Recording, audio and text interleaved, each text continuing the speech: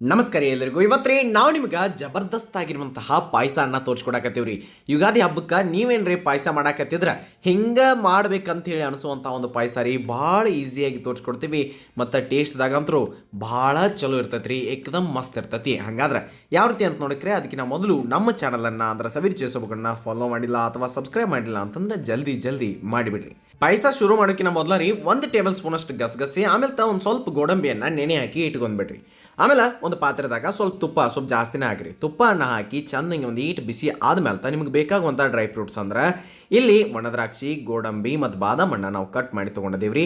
ಅವನ್ನ ತುಪ್ಪದಾಗ ಚಲೋತ್ನಂಗೆ ನೀವು ಕರಿಬೇಕಾಕೈತಿ. ಅಂದ್ರೆ ಈ ಒಣದ್ರಾಕ್ಷಿ ಇರ್ತಾವ್ರಲ್ಲ ಅವು ಚೆನ್ನಾಗಿ ಸ್ವಲ್ಪ ಹೊತ್ತು ಕರಿಬೇಕು. ಆದ್ರೆ ಯಾವುದನ್ನು ಹೊತ್ತಸಂಗಿಲ್ರಿ, ಬರಬ್ಬರಿಯಾಗಿನ ಮಾಡ್ಕೊಂಡ ನೀವು ಒಂದು ಪ್ಲೇಟ್ನಾಗೋ ಅಥವಾ ಎದ್ರಾಗರೆ ತಕ್ಕೊಂಡ ಇಟ್ಕೊಂಡ್ಬಿಡ್ರಿ. ಇದನ್ನು ಸೈಡ ಇಟ್ಬಿಡ್ರಿ. ಇನ್ನು ಮುಂದಕ್ಕೆ ಹೋಗೋಣ.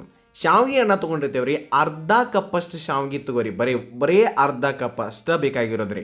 ಆಮೇಲೆ ಅದ ತುಪ್ಪದಾಗನ ಬಿಸಿ ಇರ್ತೈತಿ, ಹಂಗಿದ್ರು ಡ್ರೈ ಫ್ರೂಟ್ಸ್ ಕರೆದು ತಗೊಂಡಿದ್ದೇವಲ್ಲ ಆ ತುಪ್ಪದಾಗನ ಈ ಶಾವಿಗೆಯನ್ನು ಹಾಕಿ ನಾವು ಚೆನ್ನಾಗಿ ಫ್ರೈ ಮಾಡೋರಿ. ಸ್ವಲ್ಪ ಹೊತ್ತು ಸಮಾಧಾನಲಿ ಫ್ರೈ ಮಾಡೋ ಮಸ್ತಾಗಿರುವಂತಹ ಒಂದು ಪರಿಮಳ ಬರೋಕ್ಕೆ ಚಾಲು ಆಗ್ತೈತ್ರಿ. ಅಲ್ಲಿ ತಕ್ಕ ನೀವು ಈ ಶಾವಿಗೆಯನ್ನು ಈ ತುಪ್ಪದಾಗನ ಕರೆದು ಚಂದಂಗಿ ಮಸ್ತಾಗಿ ಹುರಿಬೇಕ್ರಿ. ಅವನೇನು ತೆಗಿಬೇಕಂತ ಏನಿಲ್ಲ, ಅಲ್ಲಿಂದ ಅಲ್ಲಿನ ಇನ್ನು ಮುಂದಿನ ಎಲ್ಲ ಕೆಲಸ ಆಗ್ತೈತ್ರಿ. ನೋಡ್ಕೊತ ಹೋಗ್ರಿ.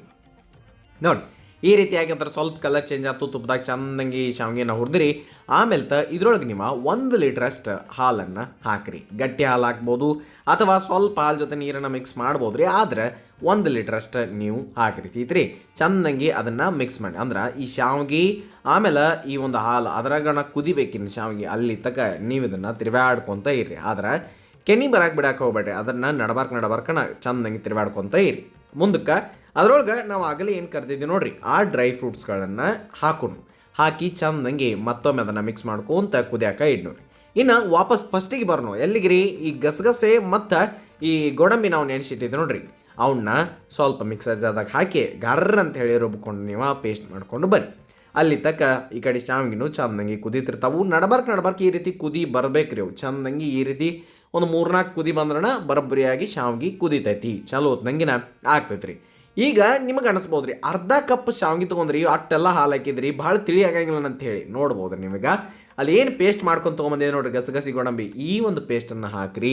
ಹಿಂಗೆ ಕುದಿಯುವಾಗ ಸ್ವಲ್ಪ ಚೆನ್ನಾಗಿ ಮಿಕ್ಸ್ ಮಾಡಿ ಆಮೇಲೆ ಒಂದು ಪೇಸ್ಟನ್ನು ಹಾಕಿದ್ರಿ ಅಂತಂದ್ರೆ ಅಗದಿ ಕ್ರೀಮಿ ಆಗಿರುವಂತಹ ಪಾಯಸ ತಯಾರಾಗ್ತೈತಿ. ಆದ್ರೆ ಪಾಯಸ ಗಟ್ಟಿ ಆಗೋದಿಲ್ಲ ರೀ. ಆಮೇಲೆ ಚಲೋ ಹೊತ್ನಂಗೆ ಆಗ್ತೈತಿ, ಏಕದಮ್ ಮಸ್ತ್ ಅನಿಸ್ತೈತಿ. ನೋಡ್ಕೊತ ಹೋಗ್ರಿ ನೀವು.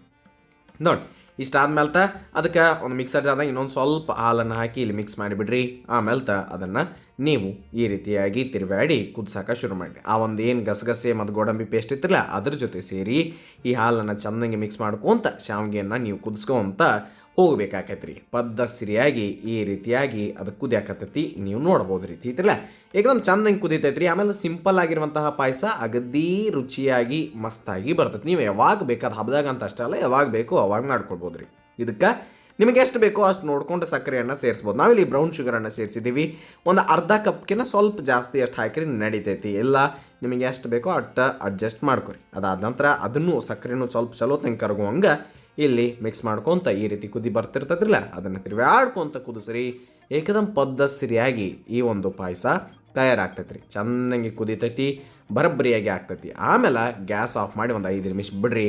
ನೋಡಿರಿ ಏಕದಮ್ ಕ್ರೀಮಿಯಾಗಿ ಏಕದಮ್ ಮಸ್ತಾಗಿ ಚಂದಂಗಿ ಈ ಒಂದು ಪಾಯಸ ತಯಾರಾಗಿ ಬರ್ತೈತ್ರಿ. ಈಸಿ ಐತ್ರಿ, ಏನೂ ಭಾಳ ಜಂಜಾಟಿಲ್ಲ. ಆರಾಮಾಗಿ ಮಾಡ್ಕೊಳ್ಳೋವಂಥ ಪಾಯಸ ಈಸಿಯಾಗಿರಿ. ನೋಡ್ಬೋದು ನೀವು ಕ್ರೀಮಿಯಾಗಿ ಆ ಒಂದು ಪಾಯಸ ತಯಾರಾಗಿ ಬರ್ತೈತ್ರಿ. ಹಿಂಗೆ ನೀವು ಅಕ್ಕಿ ಪಾಯಸ ಮಾಡತ್ತಿದ್ರ ಅಥವಾ ಬೆಲ್ಲ ಹಾಕಿ ಪಾಯಸ ಮಾಡತ್ತಿದ್ರ, ಗಸಗಸೆ ಪಾಯಸ ಮಾಡತ್ತಿದ್ರ ಅಥವಾ ಬೇರೆ ರೀತಿಯ ಪಾಯಸಗಳನ್ನ ಮಾಡತ್ತಿದ್ರ ಒಂದು ಸಲ ಯೂಟ್ಯೂಬ್ದಾಗ ಸವಿರ್ಚೆ ಸೊಬಗು ಪಾಯಸ ಅಂತೇಳಿ ಸರ್ಚ್ ಮಾಡಿರಿ. ಎಲ್ಲ ರೆಸಿಪಿಗಳು ನಿಮ್ಮ ಮುಂದೆ ಬರ್ತಾವೆ. ನೀವು ಯಾವ್ದು ಬೇಕು ಅದನ್ನು ನೋಡಿ ಟ್ರೈ ಮಾಡ್ಬೋದು ರೀ. ಈ ಒಂದು ಪಾಯಸನೂ ಮೇಲೆ ಒಂದು ಸ್ವಲ್ಪ ಡ್ರೈ ಫ್ರೂಟ್ಸ್ ಹಾಕಿ ಗಾರ್ನಿಷ್ ಮಾಡಿರಿ. ಭಾಳ ಚಂದ ಕಾಣ್ತಾವೆ. ಹಸಿರು ಪಿಸ್ತಾ ಅದು ಹಾಕಿರಿ, ಮಸ್ತ್ ಕಾಣ್ತೈತಿ. ನೋಡಾಕನು ಏಕದಮ್ ಪದ್ಧತಿಯಾಗಿರ್ತೈತಿ.